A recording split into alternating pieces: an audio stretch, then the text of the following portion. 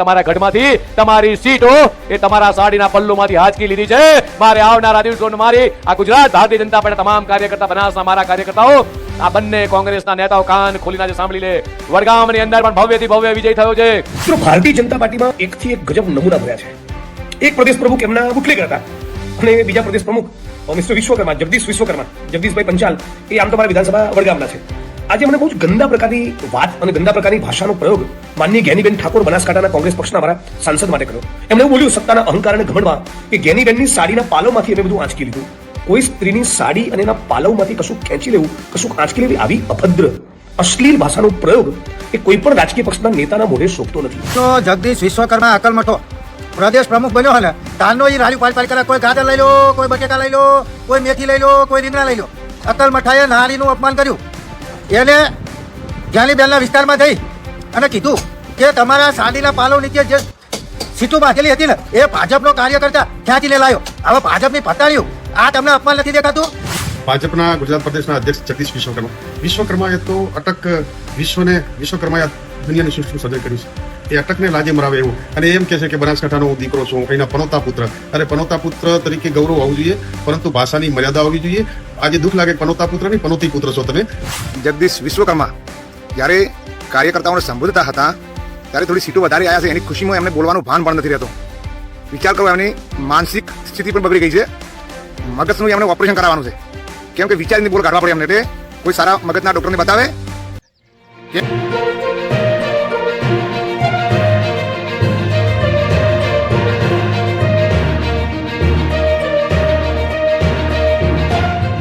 મારા કાર્યકર્તા જ્યારે મન બનાવી લે, ગમે તેવું વાવાઝોડું હોય, આંધી તુફાન હોય, એની સામે લડવા માટે તૈયાર આ કાર્યકર્તા છે.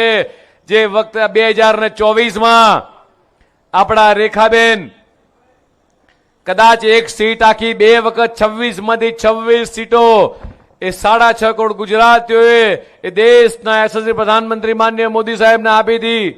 અને કદાચ આ વખતે 2024માં આપણને જે એક સીટનું રંજ હતું એ માત્ર બનાસને નહીં, આખા રાજ્યના તમામ લોકોને રંજ હતું કે સાલી આ 26 માંથી 26 આવવાની જગ્યાએ એક સીટ ઓછી આવી છે.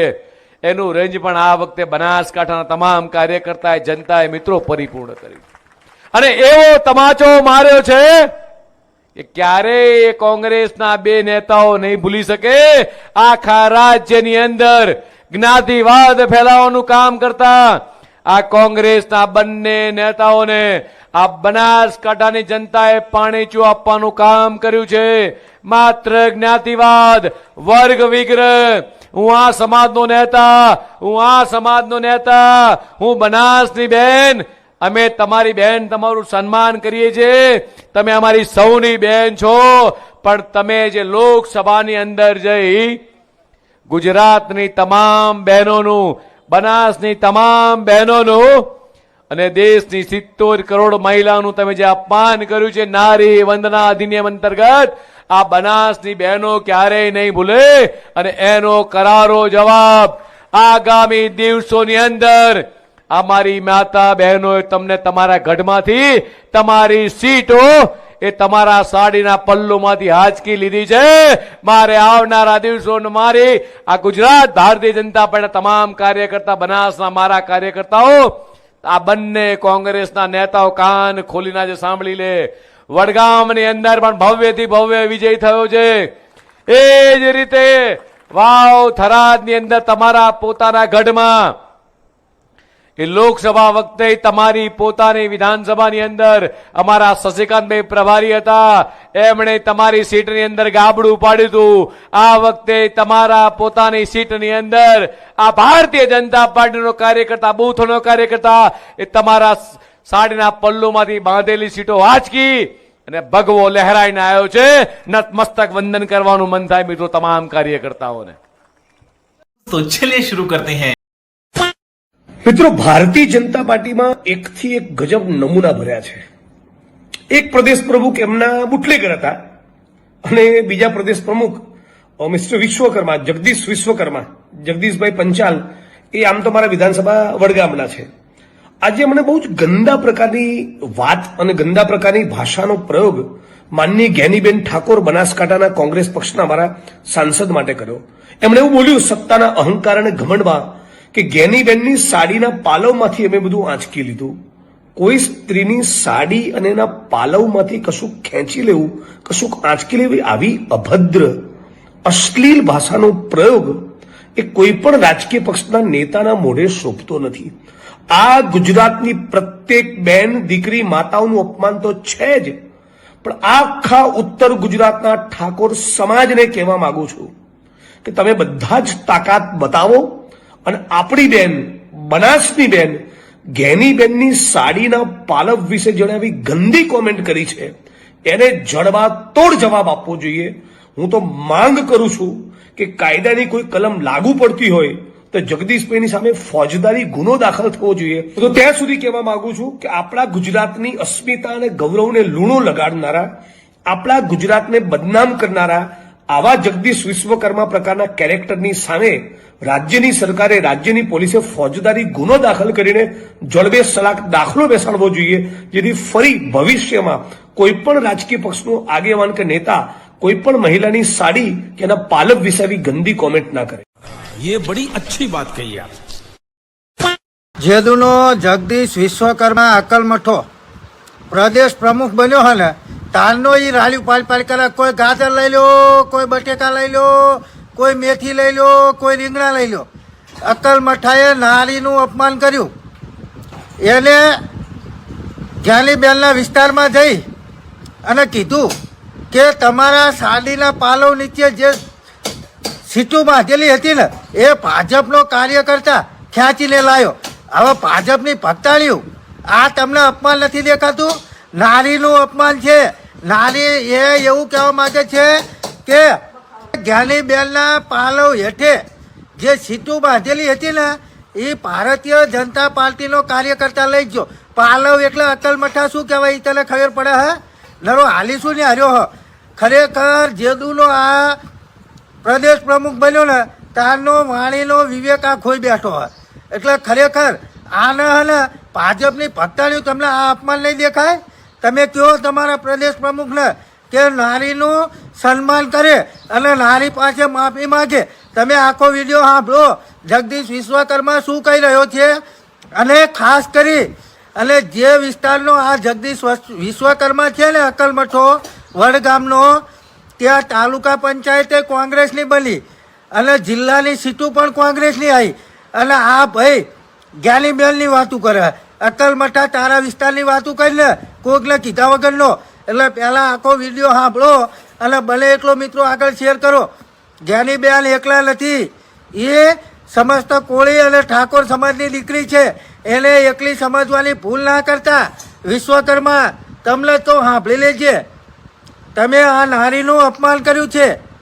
નારી તું નારાયણી, નારી એ શક્તિનો અવતાર છે અને તમારે એની માફી માગવી જ પડશે. આજે પાલનપુર મુકામે ભાજપના ગુજરાત પ્રદેશના અધ્યક્ષ જગદીશ વિશ્વકર્મા એ તો અટક વિશ્વકર્માએ આ દુનિયાની સૃષ્ટિનું સર્જન કર્યું છે. એ અટકને લાજે મરાવે એવું. અને એમ કે છે કે બનાસકાંઠાનો હું દીકરો છું, અહીંના પનોતા પુત્ર. અરે પનોતા પુત્ર તરીકે ગૌરવ હોવું જોઈએ, પરંતુ ભાષાની મર્યાદા હોવી જોઈએ. આજે દુઃખ લાગે કે પનોતા પુત્ર નહીં, પનોતી પુત્ર છો તમે. આજે બનાસકાંઠાની ધરતી એ ગૌરવ અને ખમીરવંતી ધરતી ઉપરથી પાલવ એ સ્ત્રીઓ માટે મર્યાદાનું પ્રતીક છે. આજે તમે બનાસની બેન જ્ઞાનીબેન વિશે અને જિજ્ઞેશ મેવાણી વિશે બેફામ વાણી વર્તન કરો, પરંતુ પાલવ એ તો સમગ્ર ભારતની સનાતન ધર્મની સંસ્કૃતિનું પ્રતીક છે. પાલવ એ પાલવમાંથી સીટો ખેંચી લીધી કહીને સમગ્ર ભારતની સ્ત્રીઓનું અપમાન કર્યું છે. ગુજરાતની તમામ બેન દીકરીઓનું અપમાન કર્યું છે. મેં ગુજરાત પ્રદેશના અધ્યક્ષ ભાજપના એ વિશ્વકર્માને કહું છું, તમને બોલવામાં વિવેક ના ગુમાવો. આ ગુજરાતની તમામ મહિલાઓનું બેન દીકરીનું અપમાન કર્યું. તમે પાલવ શબ્દ વિશે જે ખરાબ ભાષામાં બોલ્યા છો અને તમે સીટો એ આવી ગઈ તો એના ઉન્માદ બનો. 30 વર્ષથી બનાસકાંઠામાં સામ્રાજ્ય કોંગ્રેસનું જિલ્લા પંચાયત તાલુકા પર એક વખત આવી ગઈ એટલે ઉછળ કૂદ ના કરો. વીજળી આભામાં ખાવે ગધી પાટું હોય કાઢે આવું વર્તન ના કરવું જોઈએ. તમે વડગામના દીકરા છો તો વડગામમાં તાલુકા પંચાયત કોંગ્રેસની છે, જિલ્લા પંચાયતની 50% તમે જ્યાં ગુજરાત પ્રદેશમાં એવું કહો છો કે હું બનાસકાંઠા ગુજરાત પ્રદેશની જવાબદારી, તમે જે વિસ્તાર હોમ ટાઉન વડગામમાંથી આવો છો એ વડગામની તાલુકા પંચાયત જિલ્લા પંચાયત કોંગ્રેસ આ રીતે ગુજરાતની તમામ બેન દીકરીનું અપમાન કર્યું છે. એ જગદીશ વિશ્વકર્માને કહું છું કે ગુજરાતની 7 કરોડ જનતાની અને ગુજરાતની તમામ બેન દીકરીની માફી માંગો, નહીં તો સમગ્ર ગુજરાતની બેન દીકરીનું આપે અપમાન કર્યું છે એનો જડબો જવાબ તમામ સનાતન ધર્મ અને ગુજરાતની તમામ બેન દીકરીઓ આપશે. जान दे देंगे इसके लिए, क्या बात कर रहे हो आप? ત્યારે બનાસકાંઠા જિલ્લાના પાલનપુર તાલુકાના ચડોતર ગામે બીજેપીના પ્રદેશ અધ્યક્ષ જગદીશ વિશ્વકર્મા જ્યારે કાર્યકર્તાઓને સંબોધતા હતા ત્યારે થોડી સીટો વધારે આવ્યા છે એની ખુશીમાં એમને બોલવાનું ભાન પણ નથી રહેતું. વિચાર કરો, એમની માનસિક સ્થિતિ પણ બગડી ગઈ છે. મગજનું એમને ઓપરેશન કરાવવાનું છે, કેમ કે વિચારીને બોલ કાઢવા પડે એમને. એટલે કોઈ સારા મગજના ડોક્ટરને બતાવે. કેમ કે અમારા બનાસની બેન વિશે થોડાક શબ્દો બોલ્યા છે અને વાવ થરાદની અંદર બનાસની બેનના પાલવના પલ્લાના શેડે બોધેલી સીટો ભાજપે ઓંચકીને ખેંચીને લીધી હતી. ભાઈ, તમારી સમાજની અંદર કે કોઈ પણ સમાજની અંદર બેન દીકરીઓ છે એ પાલવ છે, એ મૌન મર્યાદા અને મોભો છે અને પાલવના પલ્લાનો ઉપયોગ કરવો ને એ તમને બોલતા શોભા નથી પડતી. કેમ કે પાલવ અને પલ્લો એ બેન દીકરીની ઇજ્જત અને મોભો છે. એના વિશે જ્યારે તમે આ શબ્દ બોલો છો તો એનો તમને જડવા તોડ જવાબ મળશે 1000%. એટલે યાદ રાખજો, આવી રીતે તમે વારંવાર અમારી બનાસની બેનને ટાર્ગેટ કરો છો. આ બનાસની બેનને ટાર્ગેટ નથી કરી, આખા ગુજરાતની નારી શક્તિને ટાર્ગેટ કરી છે. દરેક સમાજની અંદર 18 આલમની અંદર બેન દીકરીઓ છે, એના પાલવના પલ્લાની શેડાની અંદરથી સીટો ખેંચીને લાવવાનો મતલબ એનો જવાબ આપશે તમને અમારી બનાસકાંઠાની જનતા 100% આપશે. યાદ રાખજો. અને જ્યારે આ જવાબનો વળતો પ્રહાર કરવાનો હતો ત્યાં અમારા દરેક સમાજના આગેવાનો બેઠા હતા, એ તાળીઓ પાડતા હતા. અરે ભાઈ, તાળીઓ પાડવાની ના હોય, ગભેથી ખેસ પહેરી લો, પડતો કરવો પડે કે આ શબ્દ સાહેબ તમને શોભતો નથી. કોઈ પણ સમાજની બેન દીકરીને પાલવતો હોય છે અને પાલવના પલ્લાના શેડેથી સીટો ખેંચી લેવી, એનો મતલબ શું કહેવા માંગો છો તમે? એટલે ખરેખર આ નિંદનીય છે. આ વારંવાર બોલવું, જૂઠું બોલવું. અને એમને તો જેવું થઈ ગયું છે કે હું પ્રદેશ પ્રમુખ બનીને આવ્યો છું ને આખું ગુજરાત મેં કબજે કરીને છે. તૈયારી છે રાજસ્થાનમાં વિધાનસભાની ચૂંટણી આવે એટલે ત્યાં ભાઈ જગદીશભાઈ તમે પ્રચાર કરવા જાજો અને રોકી બતાવજો સરકાર ત્યાં રાજસ્થાનની અંદર. એટલે હું તમને અભિનંદન આપીશ કે તમે સરકાર રોકી બતાવી છે. એવું પણ હવે ગુજરાતમાં જ વિધાનસભા બનાવવું છે. આ તો સગાવાલા ભાઈ ભત્રીજા મોમા ફીના સામસામા ઉમેદવારો લડતા હોય એટલે ઓલ્યા પલ્યા દરેક સમાજના લોકોને હક પણ લાગતો હોય, હગું લાગતો હોય, એના લીધે અરસપરસ સીટો જીત્યા હોય. બાકી બીજી તમારા લોભ લાલચ અને પૈસા આ બધા આપીને તમે સીટો લઈ ગયા હોય એનો અમને કોઈ વાંધો નથી. અને એનું પરિણામ તમે આ જનતાને આપી દીધું છે. પેટ્રોલ, ડીઝલ અને હવે ગેસની તૈયારી છે. જનતા ભોગવવાની તૈયારી રાખે. જનતાને હવે વિચારવાનું છે.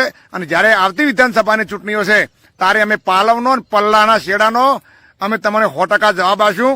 અને હવે કોઈ બેન દીકરી વિશે આવો શબ્દ કાઢતા પહેલા 100 વખત વિચારજો, ન કે તમારા હોદ્દા ઉપરથી રાજીનામું આપીને ઘેર બેસી જાઓ. હવે તમને ભાષણ નથી જોપતું.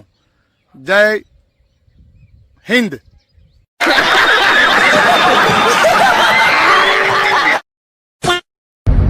આજે મીડિયાના માધ્યમથી મને જાણવા મળ્યું કે ભારતીય જનતા પાર્ટીના પ્રદેશ પ્રમુખ શ્રી જગદીશભાઈ વિશ્વકર્માએ ગેનીબેન માટે જે ભાષાનો પ્રયોગ કર્યો છે એ ખરેખર નિંદનીય છે.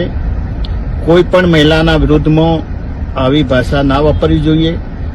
એક બાજુ ભારતીય જનતા પાર્ટી એ મહિલાઓના સન્માનની વાતો કરે છે, ત્યારે એક સાંસદ અને બહુ સક્રિય સાંસદ ને સમગ્ર ગુજરાતનું ગૌરવ એવા જ્ઞાનીબેન માટે આ જે શબ્દો બોલ્યા છે એના માટે તાત્કાલિક જગદીશભાઈએ માફી માંગવી જોઈએ.